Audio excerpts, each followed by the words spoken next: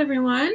As you know, I've been working on a series. I just gave book 1 to my agent, and I just gave book 2 to my critique group, which means that if book 3 is going to exist, I actually have to sit down and write it now. I can't just keep dreaming about it. So last night, I was going through my ideas and thinking about how and why I was feeling so stuck. Because I was feeling very stuck. I was having a case of what we call writer's block. Which doesn't usually happen to me. I don't often end up with writer's block, so it took me a little bit to figure out what was causing that block and how to fix it. Turned out, as so often does, I didn't have a main villain. So I had to sit down and talk with my characters and ask one of them, well, all of them at large, but it was essentially a case of, hey, do any of you want to be the main villain? Until finally one of them raised their hand.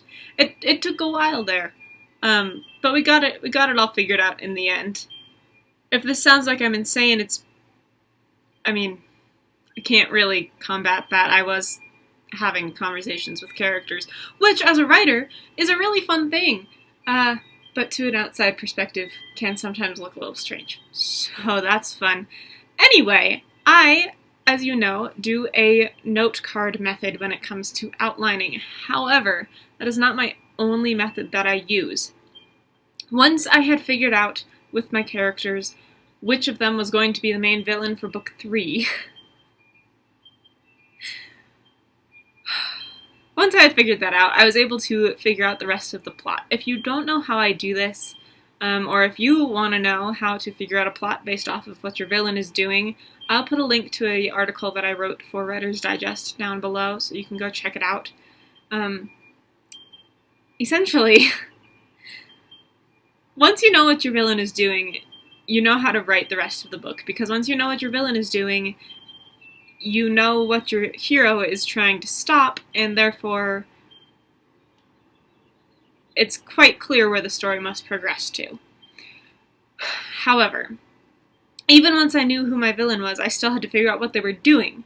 So that's where the 12 Beats of Screenwriting come into play. Last night, I sat down with some pens and some paper and some note cards. Initially, I had sat down just with note cards and was writing down some ideas of things that could happen, things that could be pretty cool if they happened, so on and so forth. And all of these I'm not going to use. So I instead ended up writing down what I think is going to happen, created some note cards for those events. Those are up on my wall now, which is why I'm pointing that direction. But I used the 12 beats of screenwriting to figure out my plot. And I wanted to go over a little bit what those are, because I'm going to talk about them pretty often in my writing journey, and if you write like I do, will want to know what these are. First things first, we have the opening image. In screenwriting, this is what you look at when the episode begins, or the movie begins. This is the very first thing you see. It sets the tone, it sets the expectations, and it tells you what's going on. So for me, that's looking at my characters and figuring out, okay, where do we begin? Where do we pick up off of where the last book left off? And then we have the setup. And the setup is essentially what happens, what does the reader need to know, so that when things do happen in the rest of the story, they already know in general what's going on. What is the most important information that they need. And then we have the catalyst. Actually, this is a me thing. I usually switch the debate and the catalyst. In film, you'll often see the debate come first. For me and my writing style, and this might just be a me thing, but I often switch them, so I put the catalyst before the debate, because I find that my characters usually respond better when something happens, and then they have to choose what to do in reaction to the thing happening, rather than choosing what to do and then doing it as the catalyst. So essentially something happens. Usually for me that means in the Catalyst that the villain shows up and takes someone or something or whatever. Something happens that causes conflict within the story. And all of these things should be happening really early on in your novel. Ideally, you get to the Catalyst by the end of chapter 3, and if not, very soon after. Debate then comes next, where this is my characters reacting to whatever the catalyst was. So if, for example, because I tend to write kidnappings, one of their children got taken, this is them deciding, okay, what do we do to get them back, right? How do we solve this problem? Also, I should note, I write crime fiction. Most of my characters are criminals, which means that if they're a criminal and their child has been kidnapped by a different criminal, they're probably not going to call the police. Because that would be the right response to having your child be kidnapped. But for me, for my characters, they all have to figure this out on their own without the help of law enforcement, because if they go to law enforcement, they'll probably be arrested themselves. Yeah.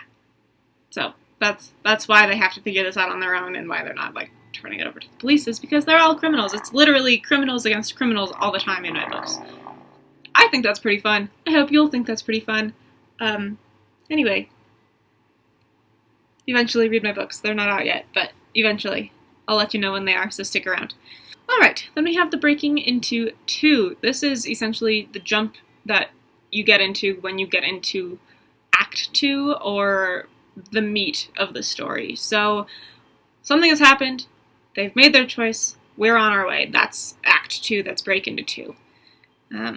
Next up, we have the B story. So if you're going to have a romance, if you're going to have a subplot, if there's a different villain that we need to be following throughout this story, for me, usually my subplots are a secondary crime that's occurring at the same time, or updating the reader on something that happened in the previous book that didn't quite get wrapped up, because it's a series and it's a continuing thing.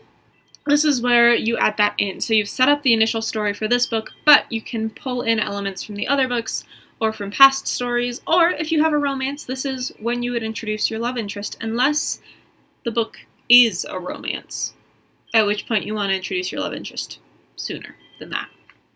And then we have the promise of the premise. This is essentially when you, as a writer, look your reader in the eye and you say, this is what I'm offering you, this is what all of the characters are aiming for, this is what life could be for these characters. And this is where all of those fun headcanons come in, where it's like, oh, they're so cute, imagine what would happen, for example, if Bucky Barnes moved into Avengers Tower, right? Imagine it. That's the promise of the premise. The promise of the premise is something good is coming, and there's hope that it will come. And then we get to the midpoint. And the midpoint is either when things are the absolute best or their absolute worst. Okay? It's one or the other. It's an extreme. This is also right when everything in the story is ramping up, preparing for the eventual coming of the climax. Then you get the bad guys closing in because things are really good and people let their guard down, and then the bad guys show up and bad things happen again. Or, alternatively, things were really bad and things get progressively worse, right? When the bad guys show up, do other things, push the hero into doing something else, whatever it is. The bad guy shows up then. And then we have the all is lost moment. And following the all is lost moment, we have the dark night of the soul. These feel very similar, but they're actually two different things. All is lost is the physical representation of hope being gone, right? So the bad guys have won, essentially. It looks like they've won, and there is no more hope, and that premise that we promised is no longer an option. The dark night of the soul is that moment where your main character, your hero, has to reckon with the fact that it seems like all hope is gone. And if they come to the conclusion that all hope is gone, then the story ends, the hero loses and the villain wins. But if in The Dark Night of the Soul, the hero realizes, no, I'm going to keep fighting even though it's a stupid fight, even though I'll probably lose, even though I might die, I'm still going to keep fighting, that's when the story progresses and we enter into whatever comes next, right? Usually the climax, and this is when you break into Act 3. This is where you have that climactic battle. This is where you have the exciting, everyone's fighting, and then the hero wins, right? It's all odds against them, but the hero does come out on top, and good things happen. So that's the break into 3, and then we have the finale. So the finale, again, it's kind of the wrap-up of the climax where you have people taking in their losses, figuring out, okay, what happened there? How do we recover? How do we go forward? Adjusting to life as it is now after everything changed throughout throughout the series. This might be them coming to terms with the idea of whatever theme you're trying to get across to people or anything like that. This is also where you get to drive that home. So take your time with the finale, let it build into whatever it needs to be, and then also give it its time to de-escalate. And then you end up with the final image. The final image is, you guessed it, the last thing that the reader will see. So whether you're trying to set up for another book, set up for the next episode, if it's like a 2-part thing, or if you're just trying to create resolution, that image, the last thing you tell your reader, you show your reader, should bring about the emotions that you really want them to leave the book feeling.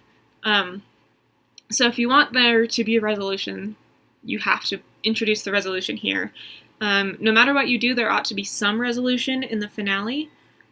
But if you, like me, are writing a series, this final image is also where you have the opportunity to create the bridge and the cliffhanger into the next book. I hope that helps. This is how I figured out my plot last night. This is how I figure out most of my plots.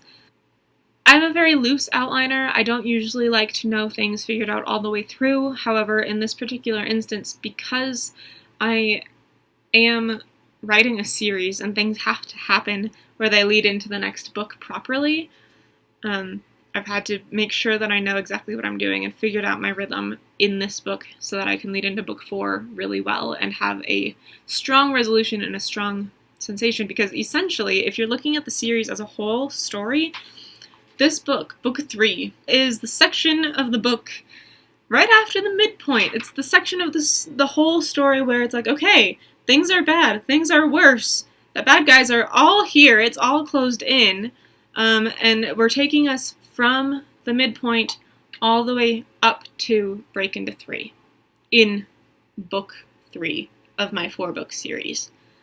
So looking at how the overarching storyline for the whole series goes, that's the section that we're in. But looking at the book individually, all of those things still have to happen.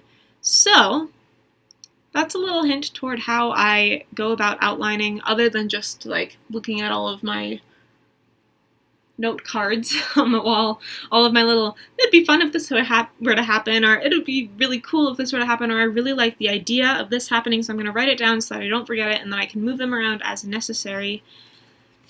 But I hope that helps. It certainly helps me. So if you're facing the same struggles of not knowing what your plot is, not knowing who your villain is, or not even knowing what your villain is doing, hopefully this can help you figure all of that stuff out.